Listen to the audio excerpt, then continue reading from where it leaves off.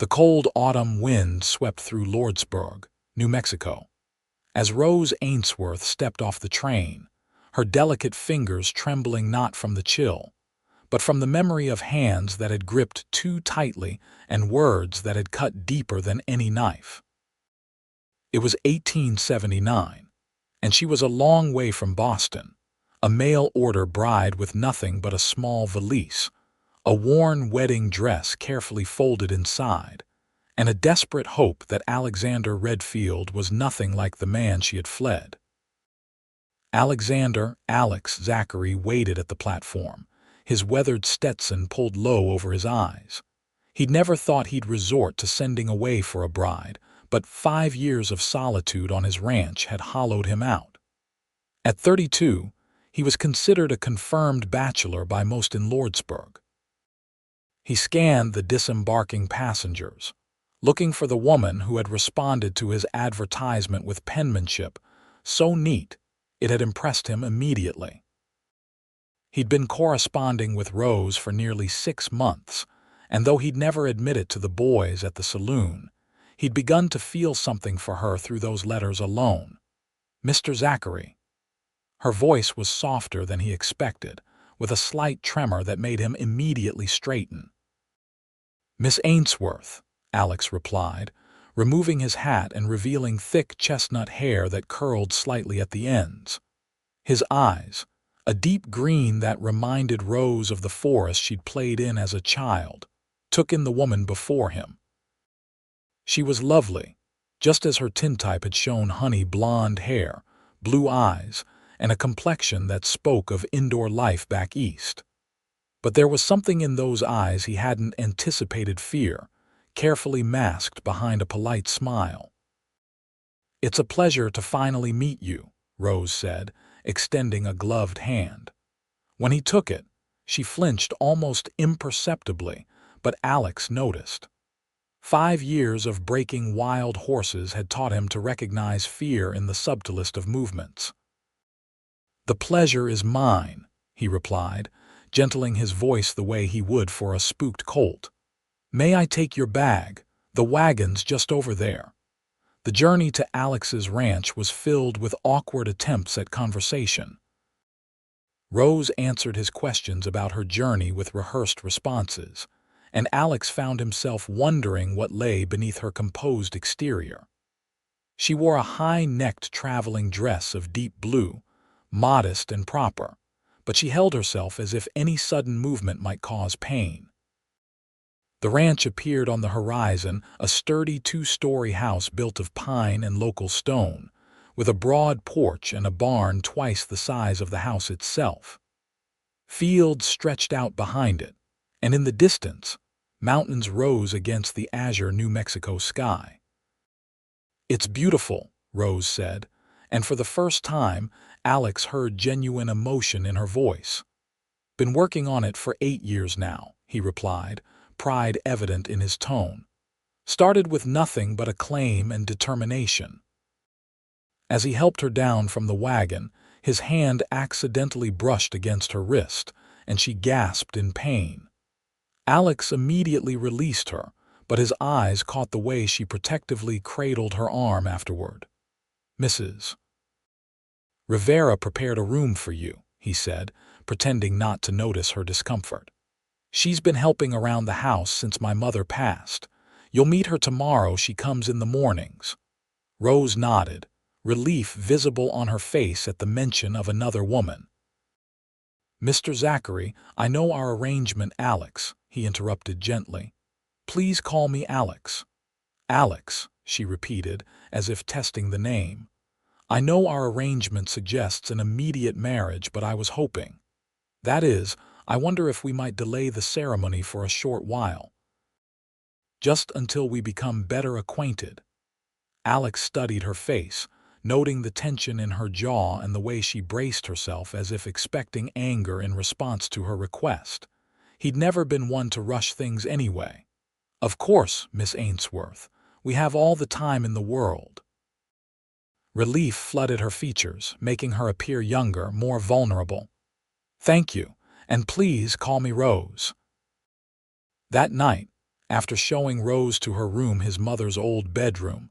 Untouched since her passing 3 years prior, Alex sat on the porch, pipe in hand, thinking about the woman sleeping under his roof. Something wasn't right, and his instincts rarely led him astray. Inside, Rose unpinned her hair with shaking hands. The journey had been exhausting, but the fear of what awaited her at its end had been worse. Now, as she changed into her nightgown, she caught sight of herself in the mirror. The bruises on her arms were fading from purple to a sickly yellow-green. The ones on her back and ribs remained vivid, painful to the touch. She wondered what Alex would think if he knew what she was hiding. Would he send her back? Or worse, would he prove to be just like Edmond? The following days established a routine of careful distance. Alex rose before dawn to tend to the ranch work, returning to the house for meals that Rose prepared with increasing confidence. Mrs. Rivera, a plump, cheerful widow in her 50s, took an immediate liking to Rose, teaching her how to cook the local dishes and chattering away in a mix of Spanish and English that Rose found both confusing and comforting. A week passed, then two. Rose began to relax slightly in Alex's presence. He was nothing like Edmond. He spoke softly, moved deliberately, and never raised his voice.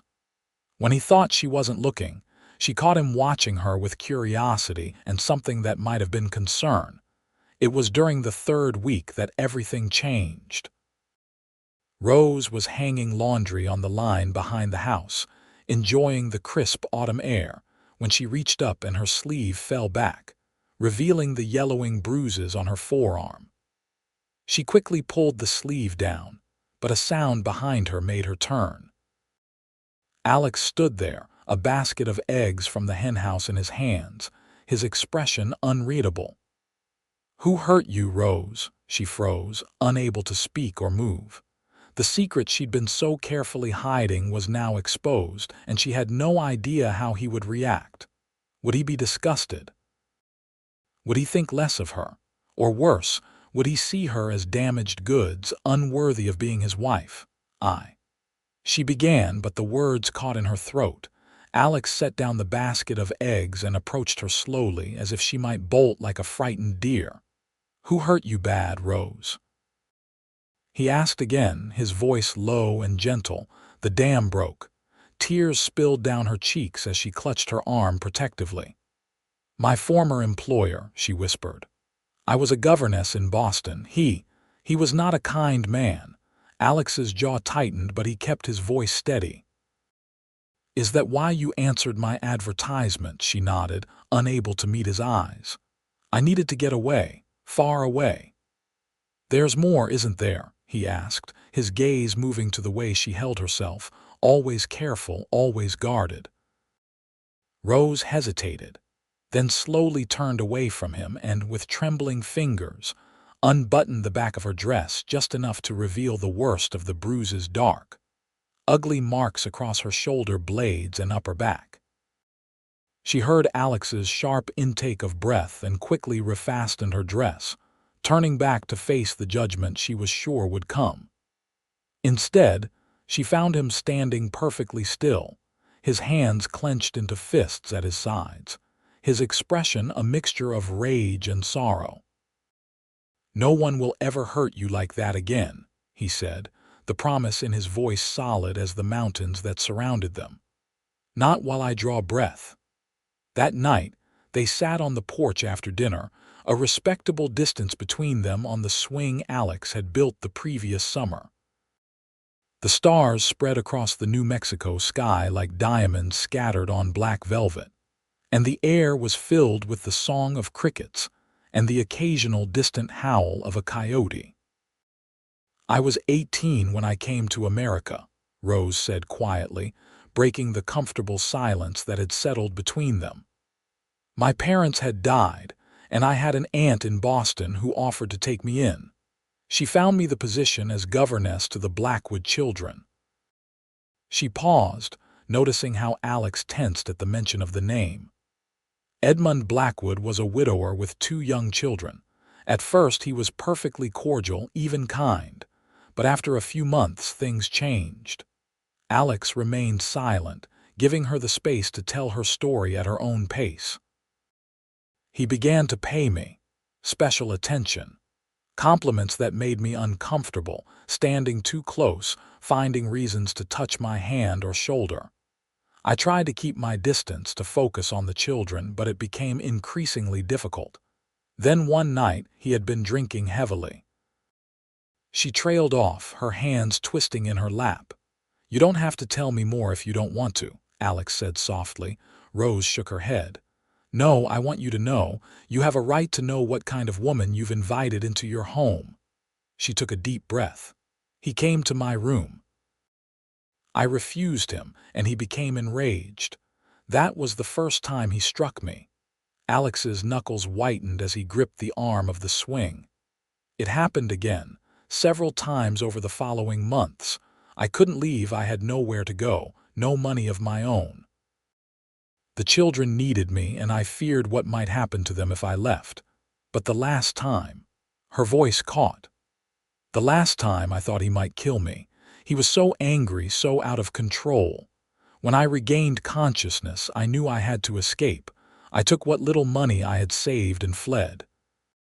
I saw your advertisement in the newspaper the next day, and it seemed like Providence." Alex was silent for a long moment, processing her words. Then he spoke, his voice rough with emotion. "I had a sister once, Rebecca. She married a man from Santa Fe, seemed happy at first. But when I visited them a year later, I could tell something was wrong. She made excuses for the bruises, said she was clumsy." His jaw tightened. "By the time she was ready to leave him, it was too late. He killed her in a drunken rage." Rose's hand flew to her mouth. "Oh, Alex, I'm so sorry." "I found him," Alex continued, his eyes fixed on some distant point in the darkness. "Tracked him for 3 days. When I caught up to him, I nearly killed him with my bare hands. Would have if the sheriff hadn't arrived when he did." He looked at her then, his gaze intense. "He's serving 20 years in Yuma Territorial Prison. Not nearly enough for what he took from this world." They sat in silence after that, each lost in painful memories. Finally, Rose spoke. "What happens now that you know?" Alex turned to her, his expression softening. "Nothing changes, Rose. Except perhaps now you can stop hiding who you are and what you've been through. I admire your courage in leaving and starting over. Many wouldn't have had the strength." She hadn't expected that. Admiration was the last thing she'd anticipated. "You don't think less of me?" "Less of you?" He seemed genuinely perplexed by the question. "Rose, I think more of you now than ever before. You survived. You're here, building a new life despite everything. That takes a kind of strength few possess." For the first time since arriving in Lordsburg, Rose felt a small flame of hope kindle in her chest. Perhaps, just perhaps, she had found safety at last. The following days brought subtle changes to their relationship. Rose no longer flinched when Alex entered a room, and Alex made a conscious effort to announce his presence before approaching her. They began to share more of their stories over meals and evening conversations on the porch. Alex told her of his childhood in Missouri, his journey west after the war, the years of backbreaking work to build his ranch from nothing. Rose spoke of her childhood in England, her love of literature, her dreams of someday becoming a teacher. The first real test of their fragile trust came unexpectedly. Alex had ridden into town for supplies, leaving Rose alone at the ranch for the first time. Mrs. Rivera had taken ill and couldn't come that day. Rose was in the kitchen, kneading dough for bread when she heard hoofbeats in the yard. Thinking Alex had returned early, she went to the window, wiping flour-covered hands on her apron. 3 riders approached the house, none of them Alex. Fear gripped her heart as the men dismounted. They looked rough, trail-worn, and there was something in their swagger that reminded her too much of Edmund after he'd been drinking. A heavy knock at the door made her jump. For a moment, she considered hiding, pretending no one was home. But this was Alex's ranch, and she wouldn't cower in fear. Squaring her shoulders, she approached the door, keeping it chained as she opened it a crack. "Can I help you, gentlemen?" she asked, proud that her voice remained steady. "Well, well," the tallest of the three men said, leaning against the doorframe. Zachary didn't mention he had such a pretty little thing waiting at home. "I'm Silas Turner. These are my brothers, Wade and Morris. We're looking to sell some horses to Alexander Zachary." "Mr. Zachary isn't here," Rose replied. "He's gone to town for supplies. You're welcome to wait for him in the barn if you like, but I'm afraid I can't invite you into the house while he's away." Silas's smile faltered slightly. "Now that ain't very hospitable, miss. It's hot out here and we've ridden a long way. Surely you could offer us some water at least." Rose hesitated. They didn't seem threatening exactly, but something about Silas's smile didn't reach his eyes. "I'll bring you water to the porch," she said finally. "Please wait there." She closed the door, quickly retrieving Alex's rifle from above the mantel before filling a pitcher with water and gathering some cups. With the rifle hidden behind the door where she could reach it quickly, she unchained the door and stepped onto the porch with the refreshments. "Thank you kindly, miss," the youngest brother, Morris, said as she poured water for each of them. Silas studied her over the rim of his cup. "You must be the mail-order bride Zachary sent for. Talk in town is you've been here near a month but ain't married him yet." "Man's paying for a wife. Seems to me he ought to get what he paid for." Rose stiffened. "My arrangement with Mr. Zachary is none of your concern, sir." Silas laughed, a harsh sound that made the hairs on the back of her neck stand up. "Got a spine, this one. I like that." He stepped closer. "Maybe you just need a real man to show you." The unmistakable sound of a rifle being cocked interrupted him. Rose had backed to the doorway and now held Alex's Winchester leveled at Silas's chest. "I think you gentlemen should leave," she said, her voice remarkably calm despite her racing heart. "Mr. Zachary will contact you when he wishes to discuss horses." The middle brother, Wade, raised his hands. "Now, miss, there's no need for that. Silas was just funning with you." Silas's eyes had hardened, but he made no move toward her. "You best be careful where you point that thing, girl. You even know how to use it." "My father taught me to shoot when I was 12, Rose replied. It wasn't entirely a lie. Her father had taken her shooting once in the English countryside. She had no idea if Alex's rifle was even loaded, but she maintained her stance, trying to remember how the men at the shooting party had held their guns. "I'd rather not demonstrate my skills on your person, Mr. Turner." For a tense moment, no one moved. Then the sound of approaching hoofbeats broke the standoff. Alex appeared around the bend in the road, pulling up short when he saw the scene on his porch. In an instant, he was off his horse, his own revolver drawn. "Problem here?" he asked, his voice deceptively casual as he climbed the porch steps to stand beside Rose. "Just introducing ourselves to your lady friend," Silas said, his demeanor shifting immediately. "Didn't mean no harm." Alex's eyes flicked to Rose, noting her white-knuckled grip on his rifle. "Rose, would you mind taking the supplies inside? I need to have a word with the Turner brothers." Relief washed over her, but she hesitated, unwilling to leave him alone with the three men. "It's all right," he assured her quietly. "I've known these men for years. We just need to clarify some boundaries." Rose nodded, lowering the rifle and retreating inside. Through the window, she watched as Alex spoke to the men, his posture relaxed but his hand never straying far from his revolver. After a few minutes, the Turner brothers mounted up and rode away, Silas looking back at the house once before they disappeared down the road.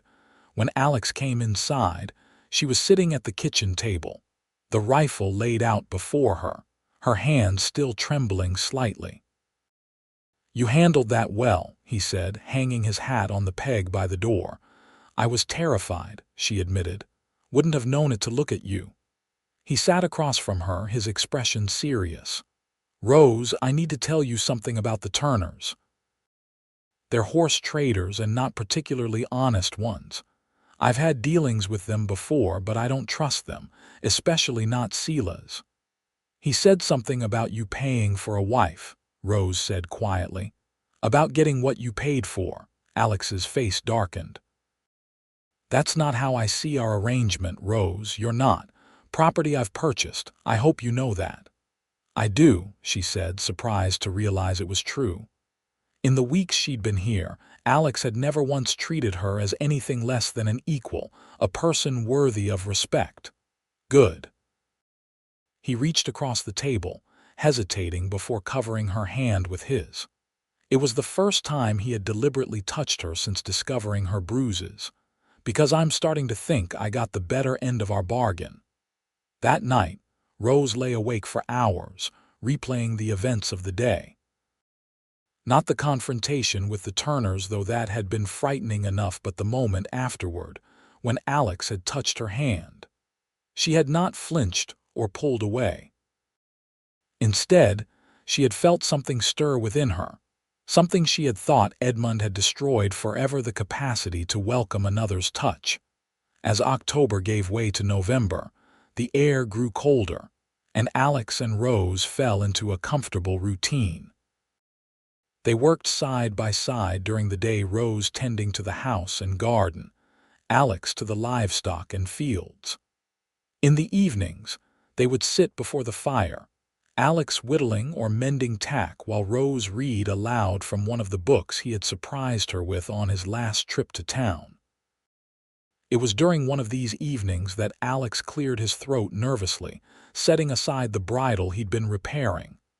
"Rose, there's a harvest dance in town this Saturday," he said, his eyes fixed on the fire. "I was wondering if you might like to attend, with me." Rose looked up from her book, surprised. They had not ventured into town together since her arrival. She had met a few of the townspeople when they came to the ranch, but the prospect of facing the entire community and their inevitable curiosity about Alex's mail-order bride who wasn't yet his wife was daunting. Seeing her hesitation, Alex quickly added, "We don't have to go. It was just a thought."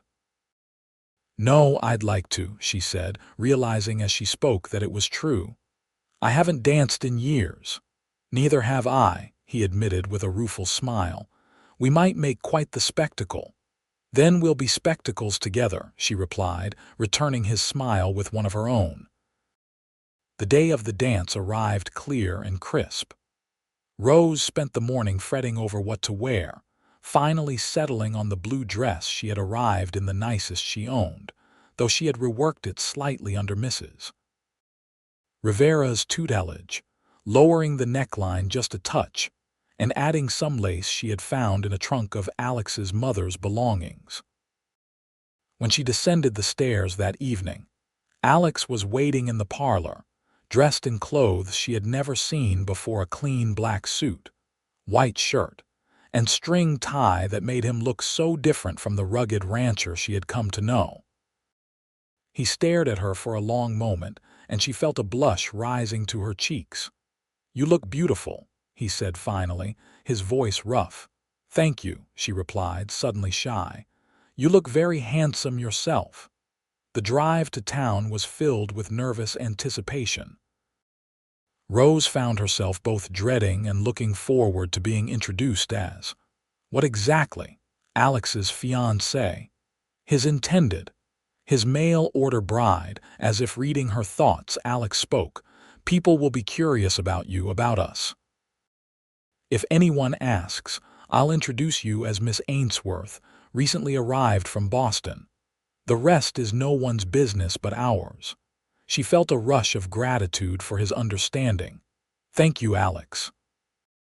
The town hall was decorated with autumn leaves and harvest bounty pumpkins, corn shocks, and colorful gourds adorned every available surface.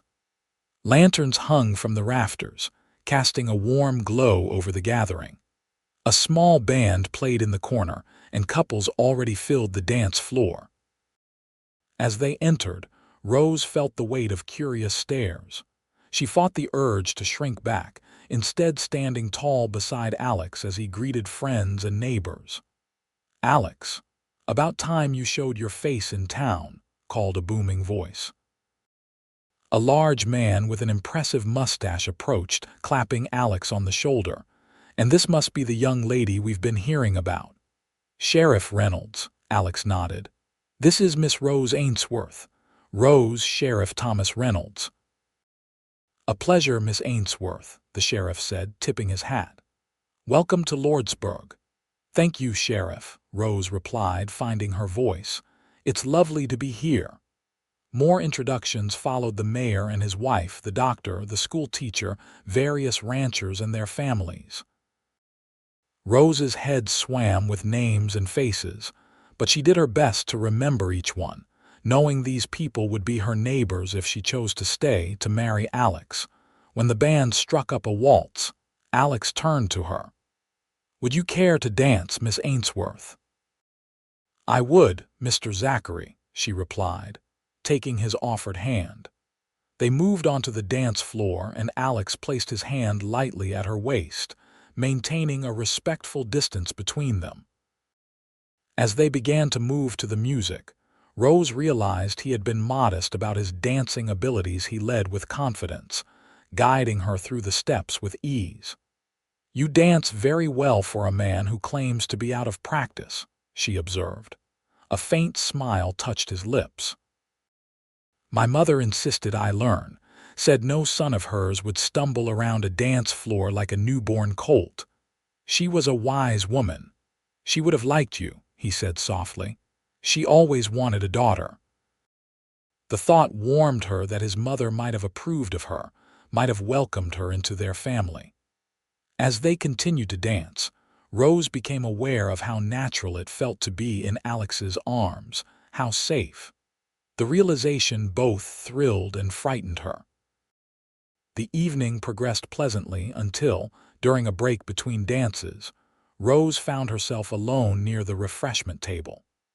Alex had been drawn into a conversation with several ranchers about cattle prices, and she had excused herself to get some punch. "Well, if it isn't Zachary's mail-order bride," came a familiar voice behind her. Rose turned to find Silas Turner leaning against the wall, a glass of whiskey in his hand. He looked more presentable than he had at the ranch, dressed in a suit that had seen better days but was clean enough for the occasion. "Mr. Turner," she acknowledged coldly. "You know, I've been thinking about you," he said, moving closer.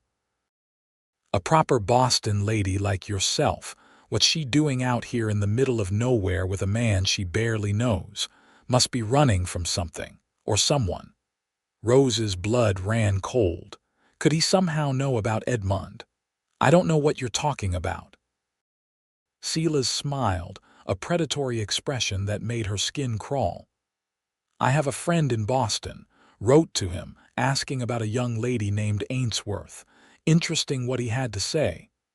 "You're lying," Rose said, but doubt crept into her voice. What if Edmund was looking for her? What if he had somehow tracked her here? "Am I?" Silas took a step closer. "He said there was quite a scandal involving a governess and a prominent widower. Said the governess disappeared right after the widower showed up with a broken jaw and some wild story about being attacked in his own home." Rose's hands began to shake, causing the punch in her cup to slosh over the rim. The night Edmund had nearly killed her, she had struck him with a fireplace poker in her desperate attempt to escape. She hadn't known she'd broken his jaw, she'd only known she had to get away.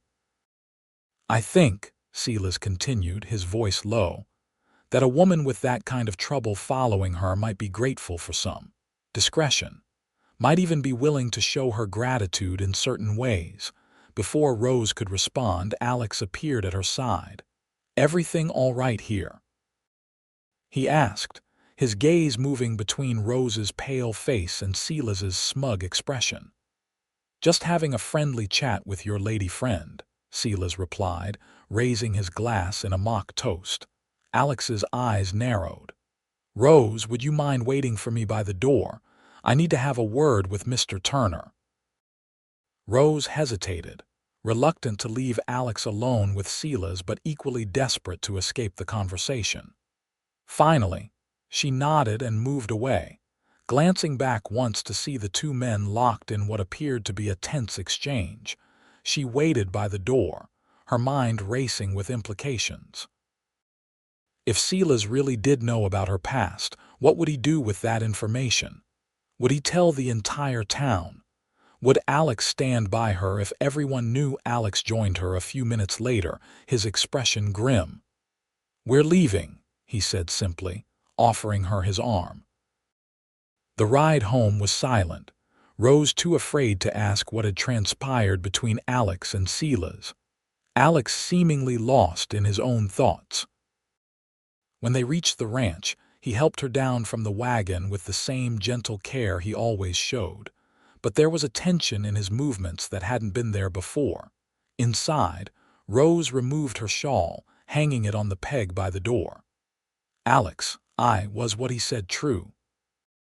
Alex interrupted, his back to her as he stoked the fire. Rose froze. "What did he say?" Alex turned to face her, his expression unreadable in the dim light. "That you attacked a man in Boston, that you're running from the law." "I'm not running from the law," she said quietly. "But yes, I did strike Edmund Blackwood. The night I escaped he was going to." She couldn't bring herself to say the words. Alex's posture softened. "You don't need to explain, I shouldn't have asked. Whatever happened, you were defending yourself." "But now Silas knows," she whispered. "What if he tells everyone? What if he somehow contacts Edmund?" "He won't," Alex said with a certainty that surprised her. "How can you be so sure?" "Because I made it very clear what would happen if he did." There was a dangerous edge to his voice that she had never heard before. "Besides, Silas Turner is not a man people in this town listen to. He's a drunk and a liar, and everyone knows it." "But what if Rose?" Alex crossed the room to stand before her, close enough that she could feel the warmth radiating from his body but not touching her. "I don't care what happened in Boston. I care about who you are now here, and I care about—" He trailed off, seeming to struggle with his words. "About what?" she prompted softly. "About you," he finished simply.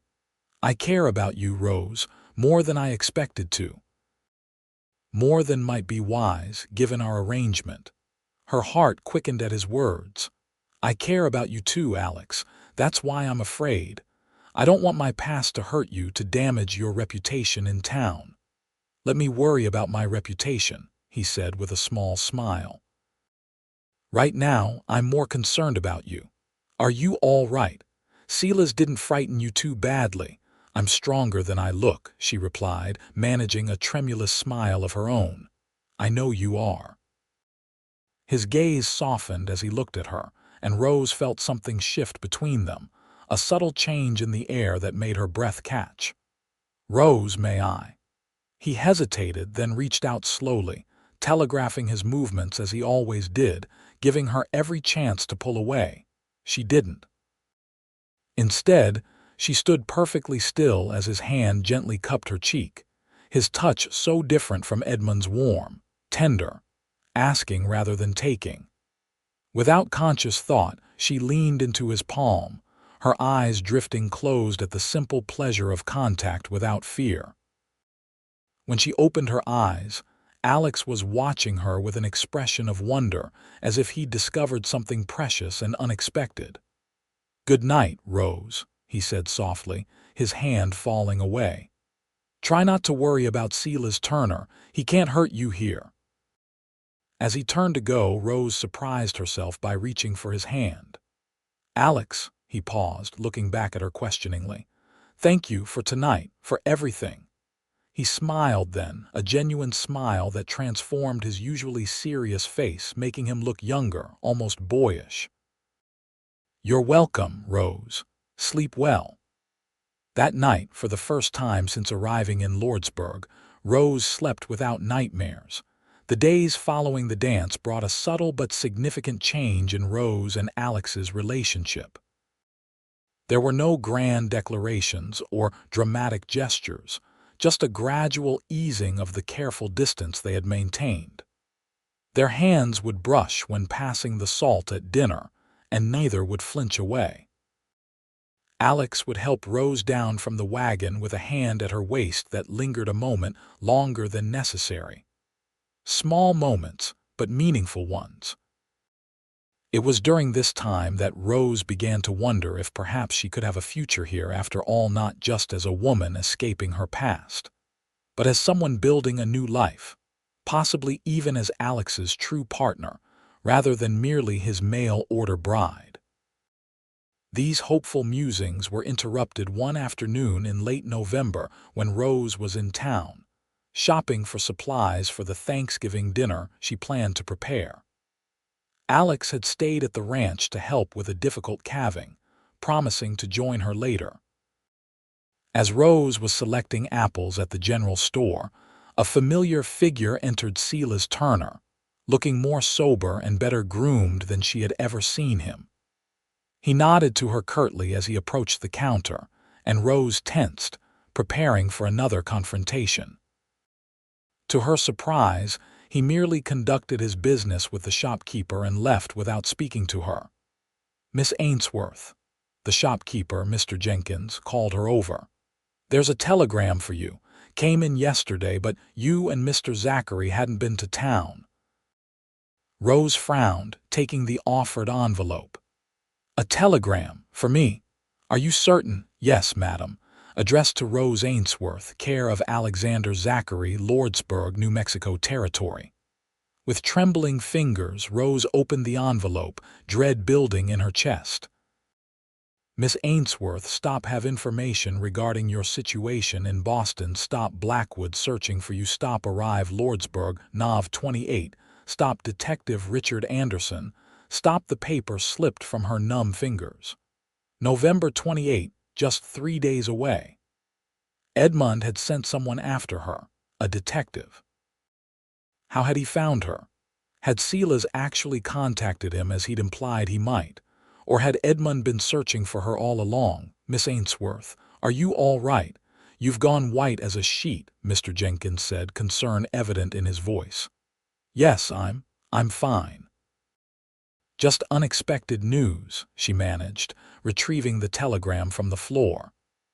"Could you please have my purchases delivered to Mr. Zachary's ranch? I need to go." Without waiting for a reply, Rose hurried from the store.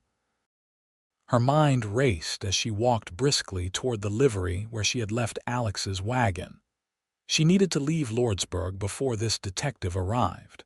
She couldn't bear the thought of being forced back to Boston, back to Edmund's control.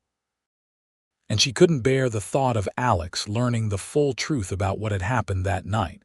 She was so lost in her panicked thoughts that she didn't notice the man approaching until he was directly in front of her.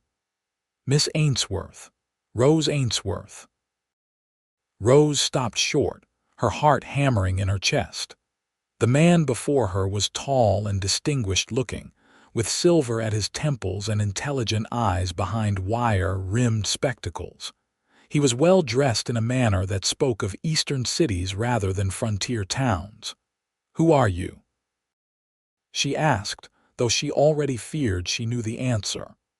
"Richard Anderson, private detective," he replied, confirming her worst fears. "I've been looking for you for some time, Miss Ainsworth.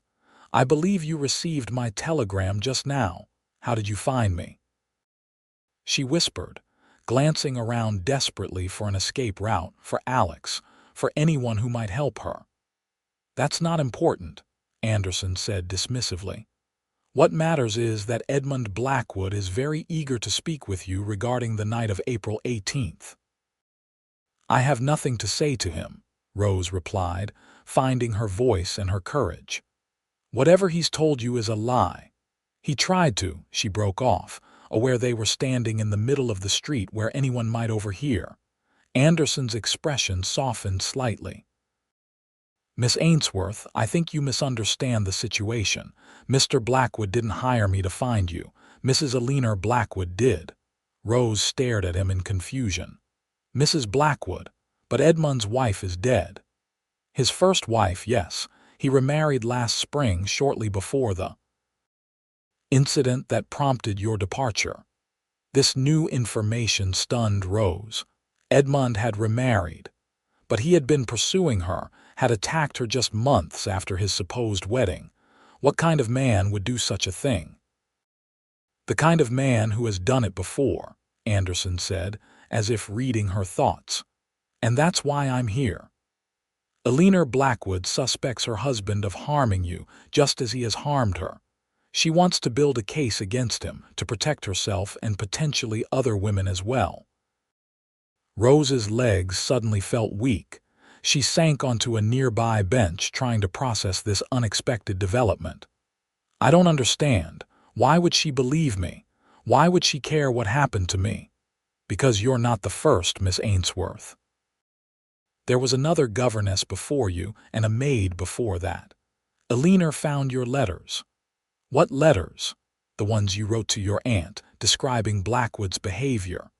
Your aunt passed away shortly after you left Boston, and the letters were found among her belongings. They were turned over to Alina by a conscientious solicitor." Rose closed her eyes, remembering the desperate letters she had written, begging her aunt for advice, for help that never came. She had assumed they had been ignored or discarded. "Miss Ainsworth," Anderson continued gently, "I know this is all very sudden and you have built a life here. I'm not asking you to return to Boston.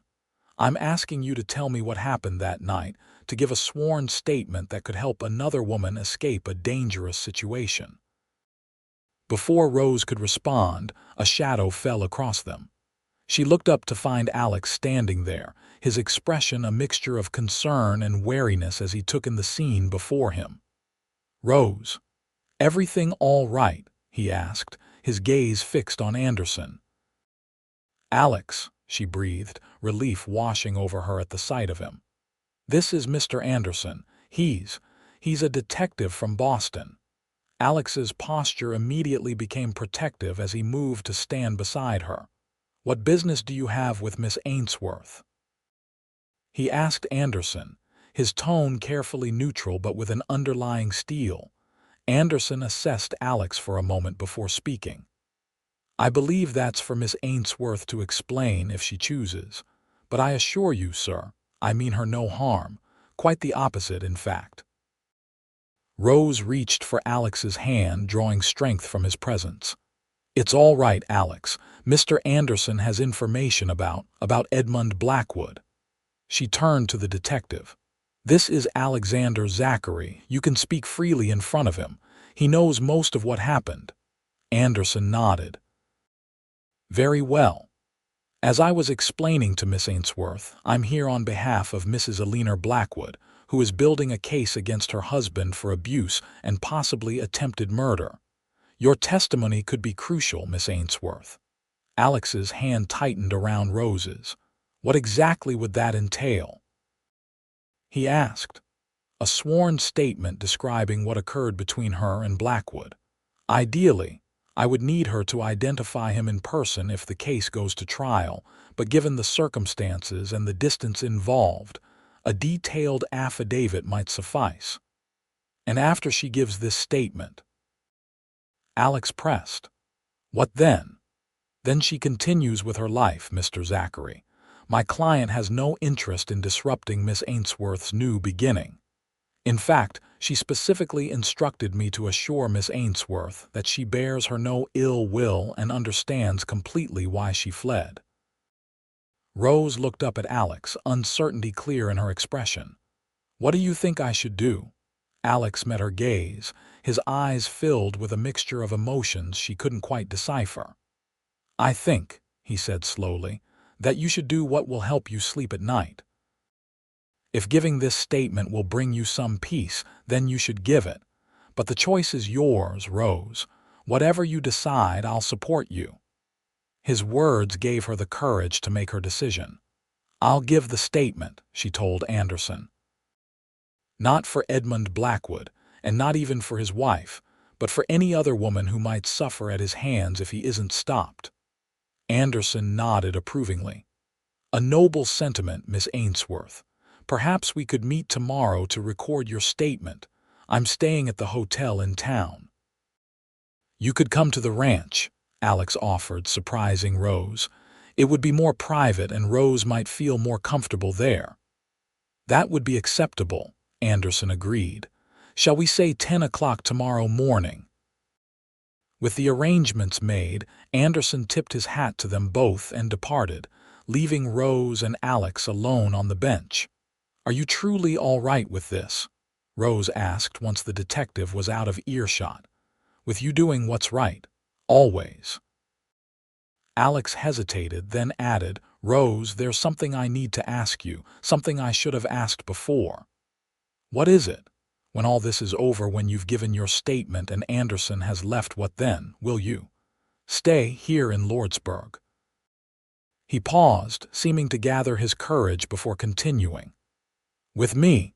The question caught her off guard, though perhaps it shouldn't have. They had been living in a strange limbo for nearly 2 months, not quite engaged, not quite merely friends. "Do you want me to stay?" she asked softly. "Yes," he replied without hesitation. "I want you to stay, not because of our arrangement, not because I sent for a bride, but because I can't imagine this place without you in it now." His honesty took her breath away. "Alex, you don't have to answer right away," he interrupted. "Just think about it, please." Rose looked at this man who had shown her nothing but kindness and respect since the moment she arrived. This man who had promised to protect her and had kept that promise. This man who asked rather than demanded. Who gave her choices when she had thought all her choices were gone. "I don't need to think about it," she said, the words coming easily now that she had made her decision. "I want to stay. With you." The smile that spread across Alex's face was like the sun breaking through clouds after a storm. Without thinking, Rose leaned forward and pressed her lips to his in a brief, gentle kiss there first. When she pulled back, Alex looked dazed, as if he couldn't quite believe what had just happened. "Rose," he breathed her name like a prayer. "Take me home, Alex," she said simply. The next morning, Rose woke early, a mixture of anxiety and determination churning in her stomach. Today, she would finally speak the full truth about what had happened in Boston, would put into official words the horrors she had endured at Edmund Blackwood's hands. She dressed carefully in a simple but elegant dress of deep green, one of several Alex had surprised her with the previous week, insisting that she should have nice things even if they seldom went to town. As she pinned up her hair, she studied her reflection in the mirror. The frightened, bruised woman who had arrived in Lordsburg 2 months ago was gone, replaced by someone stronger, someone who was learning to trust again, to hope again. Alex was already in the kitchen when she came downstairs, frying bacon and eggs for breakfast. The domestic scene made her heart swell with affection. This strong, capable man who could break wild horses and face down men like Silas Turner without flinching also made sure she had hot coffee in the morning and fixed loose floorboards before she could trip on them. "Good morning," he said, turning from the stove with a smile that faltered when he saw her expression. "Nervous about today, a little," she admitted, pouring herself a cup of coffee. "I've never spoken about everything before, not all of it." Alex nodded, understanding without her having to explain further. "You don't have to tell any more than you're comfortable with, Rose. Anderson seems like a reasonable man." "It's not just about comfort," she said, staring into her coffee cup. "It's about doing what's right, like you said. If my silence allows Edmund to hurt another woman, I couldn't live with myself." Alex set a plate of food before her, then sat across the table with his own breakfast. "You're the bravest person I know, Rose Ainsworth." She looked up at him, surprised. Brave me. Yes, you. It takes courage to leave everything behind and start over. It takes courage to trust again after someone betrays that trust so completely. And it takes tremendous courage to face your past instead of just running from it. His words touched her deeply, partly because he so clearly believed them, and partly because she was beginning to believe them herself. They ate in comfortable silence, each lost in their own thoughts about the day ahead. As Alex cleared the dishes, the sound of an approaching carriage alerted them to Anderson's arrival. The detective accepted a cup of coffee and settled at the kitchen table, where Rose felt most comfortable. He produced a blank statement form, a pen, and a small inkwell from his briefcase.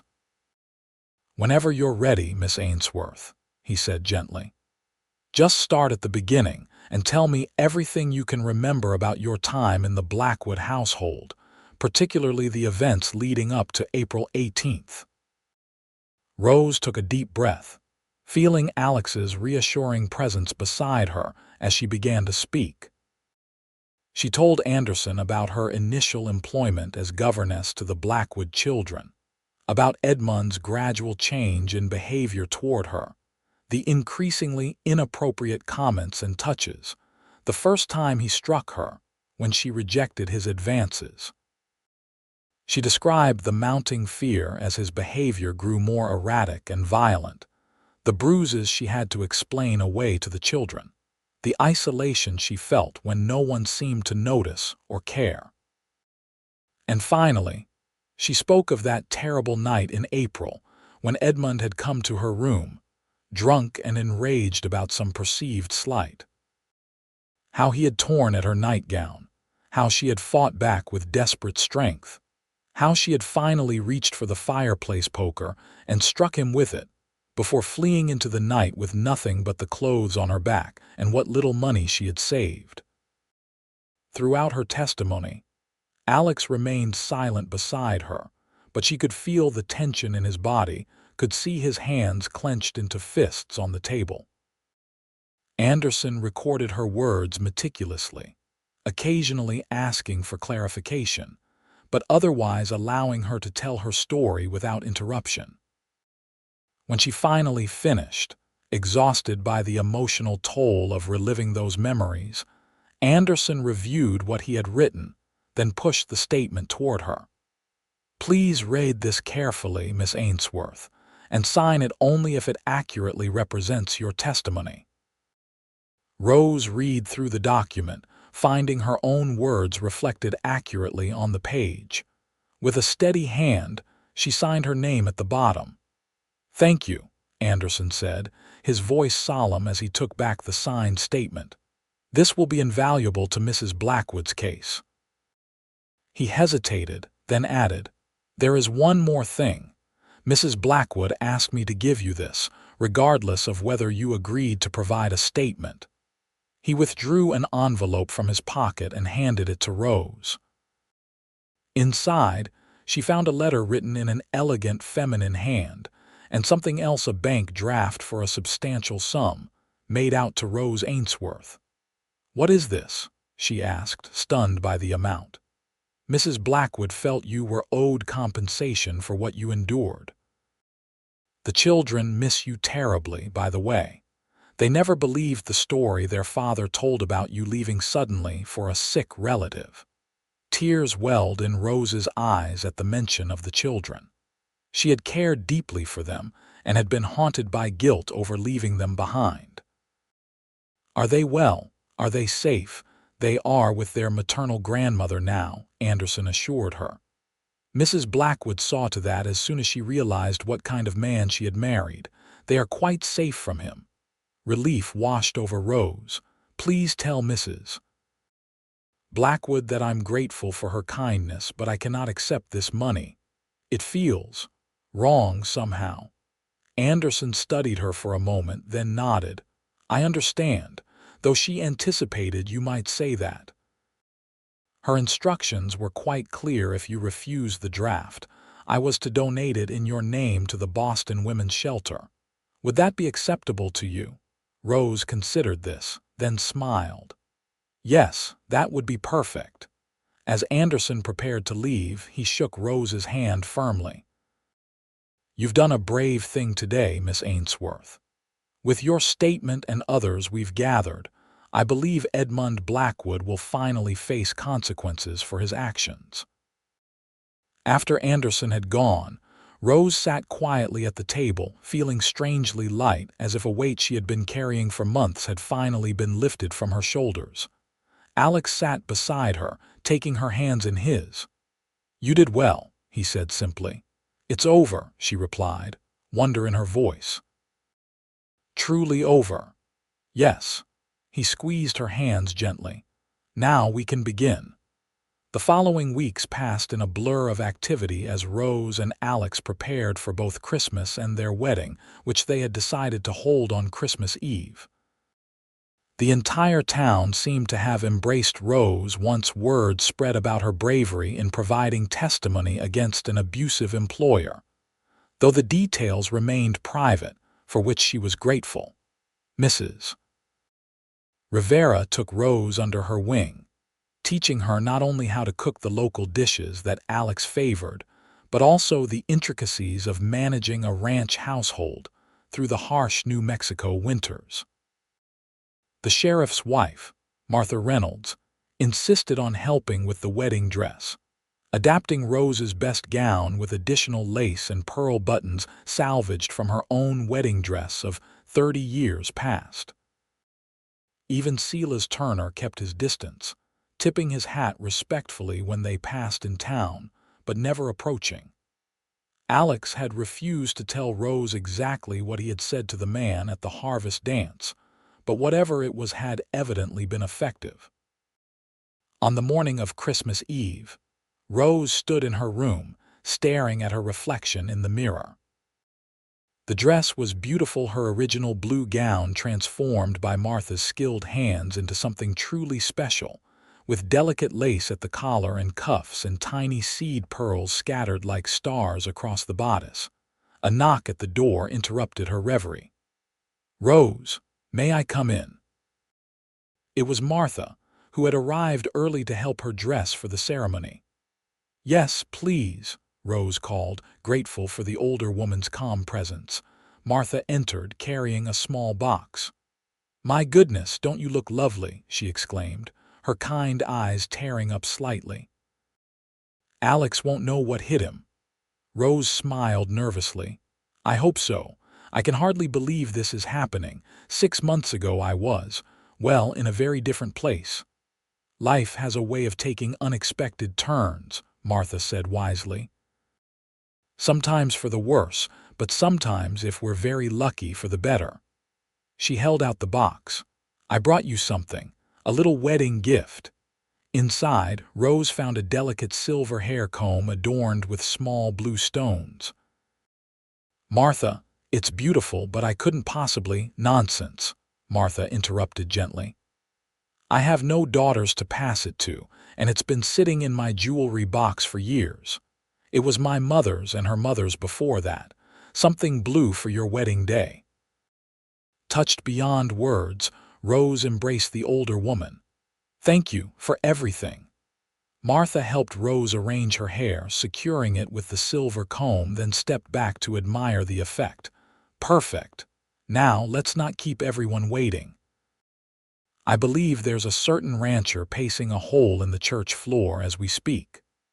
The small church was filled to capacity when Rose arrived. It seemed that all of Lordsburg had turned out for the occasion, something that both touched and terrified her. She waited in the vestibule, her borrowed bouquet of winter greenery and white ribbon clutched tightly in her gloved hands. Sheriff Reynolds had offered to walk her down the aisle, a kindness that had nearly moved her to tears when he suggested it. Now he stood beside her, resplendent in his Sunday best, his usual gruff manner softened by the occasion. "Ready, Miss Ainsworth?" he asked as the music began, Mrs. Jenkins playing the small organ with enthusiastic, if not entirely accurate, vigor.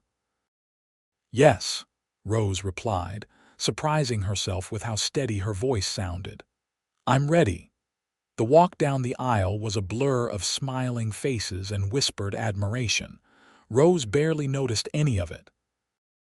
Her eyes were fixed on Alex, standing at the altar in a new black suit, his hair neatly combed, his expression a mixture of awe and tenderness as he watched her approach. When Sheriff Reynolds placed her hand in Alex's, Rose felt a sense of rightness, of coming home, that she had never experienced before. The minister's words washed over her familiar promises of love and fidelity that now held new meaning as she spoke them to this man, who had shown her what true respect and devotion looked like. "I, Alexander James Zachary, take thee, Rose Elizabeth Ainsworth, to be my lawfully wedded wife," Alex recited, his voice clear and confident, his eyes never leaving hers. "To have and to hold, from this day forward, for better or for worse, for richer or for poorer, in sickness and in health, to love and to cherish, till death do us part." When it came time for Rose to speak her vows, she felt no hesitation, no fear. The words flowed from her heart as naturally as breathing. "I, Rose Elizabeth Ainsworth, take thee, Alexander James Zachary, to be my lawfully wedded husband. To have and to hold, from this day forward, for better or for worse, for richer or for poorer, in sickness and in health, to love and to cherish, till death do us part." The exchange of rings, a simple gold band for Rose, a matching one for Alex that had belonged to his father, sealed their vows. And when the minister pronounced them husband and wife, Alex's kiss was gentle yet full of promise, a perfect beginning to their life together. The celebration afterward at the town hall was joyous and lively. The women of Lordsburg had outdone themselves with the feast: roast turkey and ham, mountains of potatoes and vegetables, pies of every description, and a wedding cake that Mrs. Jenkins had labored over for 3 days. As the evening progressed, Alex never strayed far from Rose's side, his hand often finding hers as if to reassure himself that she was real, that this happiness was not a dream that might vanish with the dawn. When they finally returned to the ranch, their home, the night was clear and cold, stars scattered across the sky like diamond dust. Alex carried Rose across the threshold, setting her down gently in the parlor, where a fire burned welcomingly in the hearth. "Mrs. Zachary," he said, testing the name with evident pleasure. "How does it sound?" "Wonderful," Rose replied, reaching up to touch his face, tracing the strong line of his jaw, "like it was always meant to be mine." Alex's eyes darkened as he leaned into her touch.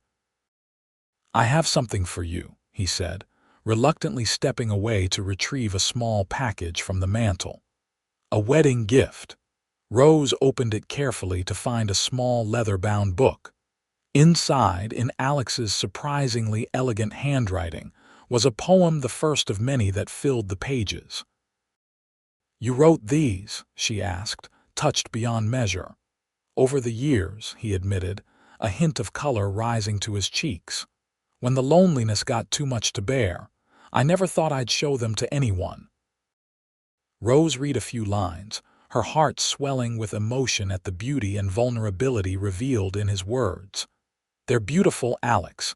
Thank you for sharing them with me." He took the book from her hands, setting it aside before drawing her into his arms.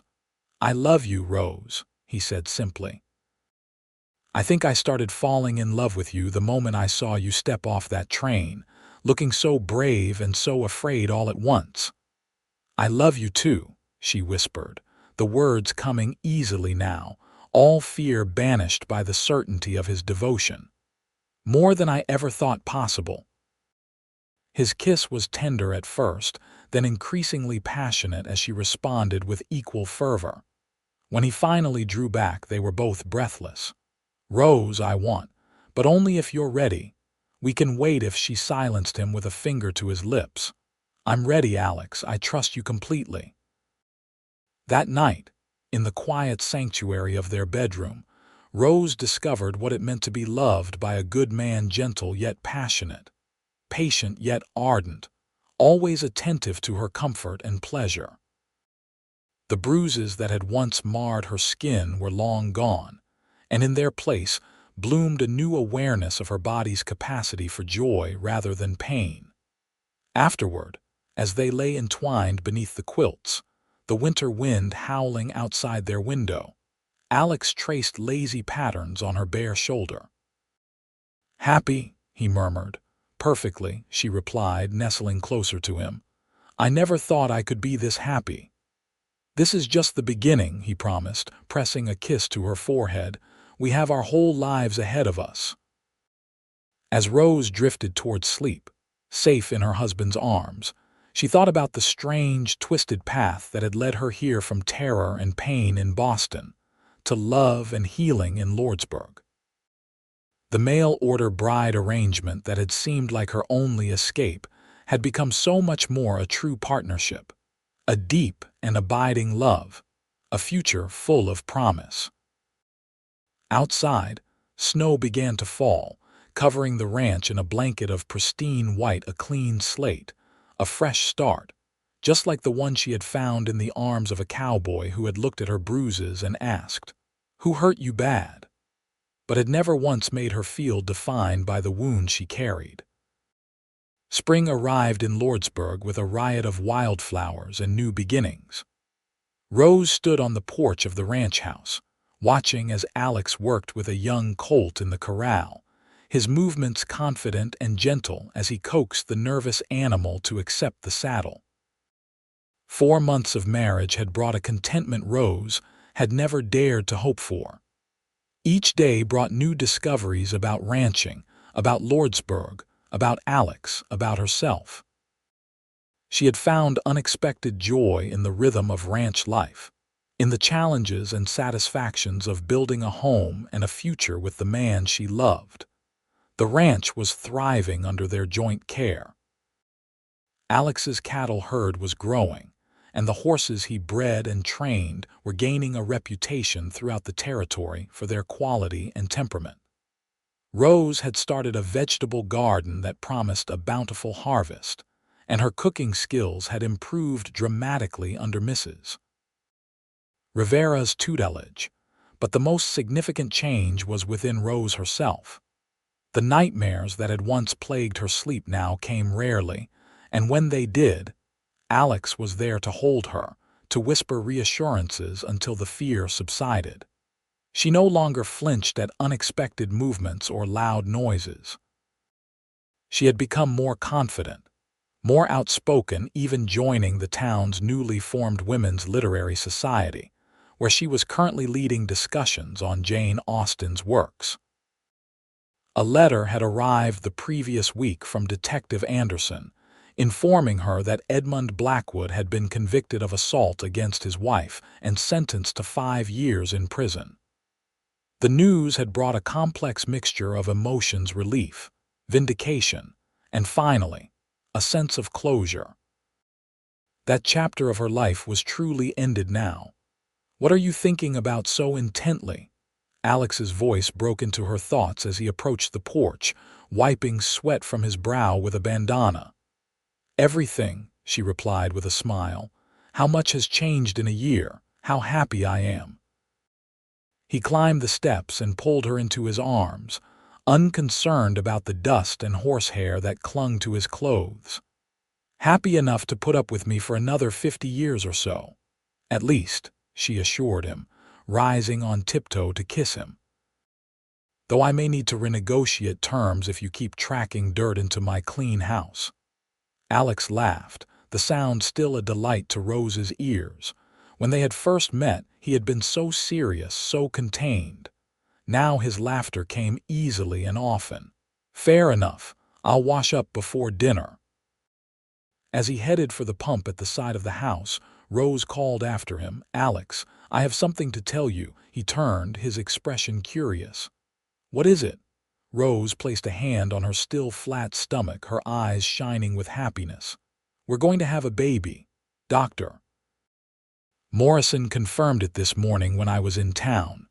For a moment, Alex stood perfectly still, as if unable to process her words. Then, with a whoop of joy that startled the horses in the corral, he ran back to her, lifting her off her feet and spinning her in a circle. "Careful." She laughed, clinging to his shoulders. "Dr. Morrison said I should avoid getting dizzy." Alex immediately set her down, his expression contrite though his eyes still danced with excitement. How long have you known? Are you feeling all right?" "The baby should arrive in late October," Rose replied, touched by his concern.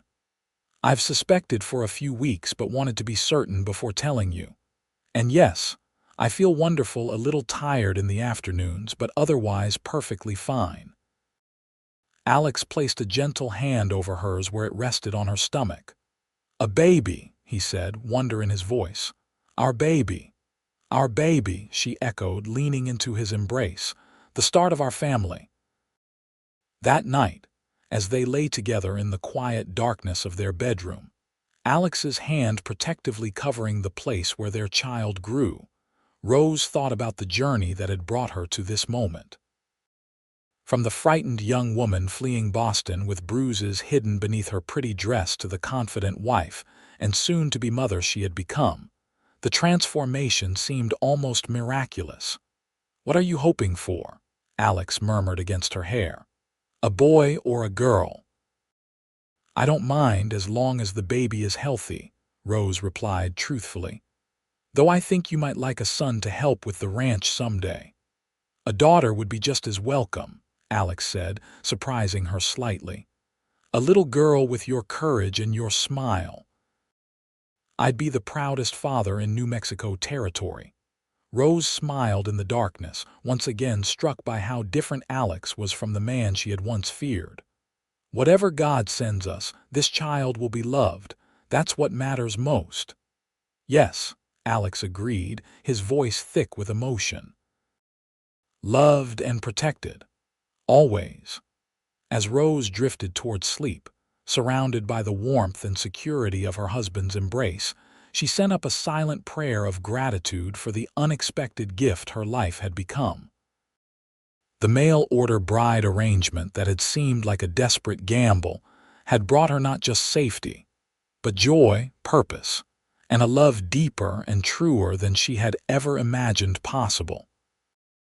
Outside, the New Mexico wind sang through the cottonwoods, a lullaby for the small, perfect life beginning within her, a new chapter in a story that had started with fear but would continue with hope, with strength, and most of all with love. On a bright October morning in 1880, Alexander Robert Zachary entered the world with a lusty cry that Rose would later swear could be heard all the way to town. After 18 hours of labor, she lay exhausted but triumphant in their bed, cradling their son while Alex knelt beside them, tears streaming unashamedly down his face as he counted tiny fingers and toes. "He's perfect," Alex whispered, gently touching the soft tuft of chestnut hair that already showed signs of having his father's curl. "And you were amazing, Rose. I've never seen anything braver in my life."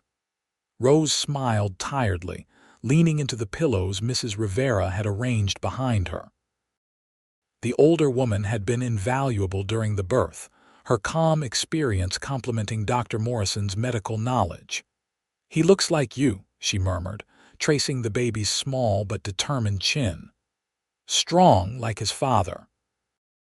"With his mother's spirit," Alex added, carefully taking the swaddled infant into his arms. "Hello, little man. We've been waiting for you." The first year of young Alexander's life, Robbie, as they came to call him, to avoid confusion with his father, passed in a blur of joyful exhaustion. Rose discovered depths of patience and resilience she hadn't known she possessed as she navigated the challenges of motherhood. Alex proved to be an enthusiastic and involved father, often carrying Robbie with him in a sling as he did his lighter chores around the ranch, telling the wide-eyed infant about horses and cattle, and the land that would someday be his. By the time Robbie celebrated his first birthday with a small party attended by their closest friends from town, the Zachary ranch had prospered beyond their expectations. A particularly good year for cattle prices had allowed Alex to hire 2 full-time hands, giving him more time to focus on his horse breeding program and, more importantly, to spend with his family. It was shortly after Robbie's birthday that Rose approached Alex with an idea that had been forming in her mind for some time. "I've been thinking," she said one evening as they sat on the porch, watching the sunset paint the mountains in shades of gold and purple. Robbie slept peacefully in his cradle beside them, his chubby cheeks flushed with the healthy color of a child who spent his days in the fresh air. About the future, about what I might contribute beyond the house and garden. Alex turned to her with interest. "What do you have in mind?" "A school," Rose replied, the idea taking clearer shape as she spoke it aloud. "Lordsburg is growing, and there are at least 15 children of school age within riding distance of town. The closest proper school is in Silver City, and that's too far for daily attendance. You want to teach?" Alex asked, considering the idea. Rose nodded. "Before everything happened in Boston, I was good at it, Alex. The children responded well to me, and I loved seeing them learn and grow." She hesitated, uncertain how he would feel about his wife taking on such a role. "It wouldn't interfere with my duties here. Perhaps just 3 days a week to start, and Mrs. Rivera has already offered to watch Robbie those days." To her relief, Alex's face broke into a wide smile. "I think it's a wonderful idea, Rose. This town needs a proper school, and you're the perfect person to start one." He took her hand, squeezing it gently. "You should speak with Mayor Williams. I believe the town council has discussed building a schoolhouse, but they haven't found a suitable teacher yet." Rose's heart swelled with gratitude for this man who continued to surprise her with his support and understanding. "You truly wouldn't mind. Some men might think it inappropriate for their wives to work outside the home." Alex chuckled. "When have I ever been some men? Besides, I'm proud of you, Rose. Your strength, your intelligence, your compassion. Why would I want to keep those gifts confined to our home when they could benefit so many children?" 2 months later, the Lordsburg School opened its doors in a small but sturdy building constructed by the men of the town, on a plot of land donated by the mayor. Rose stood before her first class of 12 students, ranging in age from 6 to 15, and felt a sense of purpose and fulfillment that complemented perfectly the joy she found in her roles as wife and mother. The school thrived under Rose's guidance, soon expanding to 5 days a week as more families moved to the area, drawn by the prospect of good grazing land and, increasingly, by the reputation of the new school. Rose implemented a curriculum that blended traditional subjects with practical knowledge suited to frontier life, and her students flourished. By the time Robbie was 2.5, the school had grown to 26 pupils, and Rose had hired an assistant, a bright young woman named Clara Wilson, who had moved to Lordsburg with her brother after their parents' death in an influenza outbreak back east. It was also around this time that Rose discovered she was expecting their second child. The news brought joy to the entire family, with Robbie solemnly informing everyone he met that he was going to be a big brother, though he clearly had only the vaguest understanding of what that entailed. The pregnancy progressed smoothly, and on a sweltering August day in 1883, Alexander Zachary made her entrance into the world with considerably less drama than her brother had, arriving after a relatively brief labor just as the sun was rising over the mountains. "She's so small," Alex marveled as he held his daughter for the first time, her tiny form dwarfed by his large, weathered hands. and so beautiful like her mother. Rose watched them through tired but happy eyes, struck by the tenderness in Alex's expression as he gazed at the pink-wrapped bundle.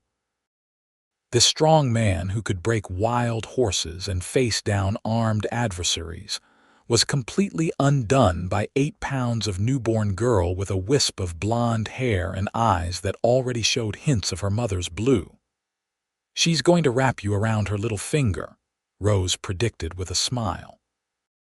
"She already has," Alex admitted, carefully returning the baby to Rose's arms. "Just like her mother did the moment I saw her step off that train." As their family grew, so did the ranch and Rose's school. By the time Robbie was 5, and starting his formal education under his mother's tutelage, the Zachary Ranch had become one of the most successful operations in the territory. Alex's horses were sought after throughout the Southwest, and his breeding program had expanded to include a partnership with a Spanish rancher who had introduced Andalusian bloodlines to improve their stock. Rose had taken a step back from daily teaching after Emily's birth, focusing on administrative duties and curriculum development, while Clara and a second teacher, Mr. Peterson, handled most of the classroom instruction. She still taught the advanced students 3 afternoons a week, sharing her love of literature and mathematics with those who showed particular aptitude. Life settled into a pleasant rhythm of work and family, the dark shadows of Rose's past fading more with each passing year. She still received occasional letters from Detective Anderson, keeping her informed about events in Boston. Edmund Blackwood had served his full sentence, and upon release, had left the city for parts unknown, his reputation and fortune in tatters. His ex-wife, Eleanor, had remarried a kind professor at Harvard and was reportedly very happy. The Blackwood children, now nearly grown, were thriving under their grandmother's care. These updates no longer brought the anxiety they once had. Rose could read them with a sense of detachment, almost as if they concerned a different person entirely. In many ways, she supposed, they did. The frightened young woman who had fled Boston with bruises under her pretty dress seemed like a character from a novel she had once read, rather than the person she had been. On the 10th anniversary of her arrival in Lordsburg, Alex surprised her with a special gift, a delicate gold locket containing miniature portraits of Robbie and Emily on one side and Alex on the other. "To remind you always of the family that loves you," he said, as he fastened it around her neck. "And of how brave you were to take a chance on a stranger and a new life." Rose touched the locket, tears welling in her eyes. "Best decision I ever made," she whispered, rising on tiptoe to kiss him. "Thank you, Alex. Not just for this, but for everything, for seeing me when I was trying so hard to be invisible, for asking who hurt me when others would have looked away, for giving me the space to heal and the security to grow." Alex gathered her into his arms, his embrace as strong and reassuring as it had been on that first day when he had promised that no one would ever hurt her again. "Thank you for trusting me," he replied, his voice rough with emotion. "For building this life with me, for giving me 2 beautiful children, for making me happier than I ever thought possible." As they stood together in the golden light of the setting sun, Rose thought about the strange and winding path that had led her to this moment. The mail-order bride advertisement that had seemed like her only escape had become the doorway to a life richer and more fulfilling than she could have imagined. The bruises that had once marked her body had faded long ago, replaced by the gentle touches of a man who treated her with unfailing respect and tenderness, by the sticky kisses of her children, by the warm embraces of friends who had become like family. In the distance, Robbie and Emily's laughter rang out as they chased fireflies in the gathering dusk, their joy a testament to the safe and loving home she and Alex had created together. The sound wrapped around her heart like a promise fulfilled, like a prayer answered, like a story with the happiest of endings. "I love you, Alexander Zachary," she said, leaning into his embrace. "Today, tomorrow, and for all the days that follow." "And I love you, Rose Zachary," he replied, his arms tightening around her. "Forever and always." As the stars began to appear in the darkening sky, Rose knew with absolute certainty that she was exactly where she was meant to be, home at last, in the arms of her cowboy, her protector, her love.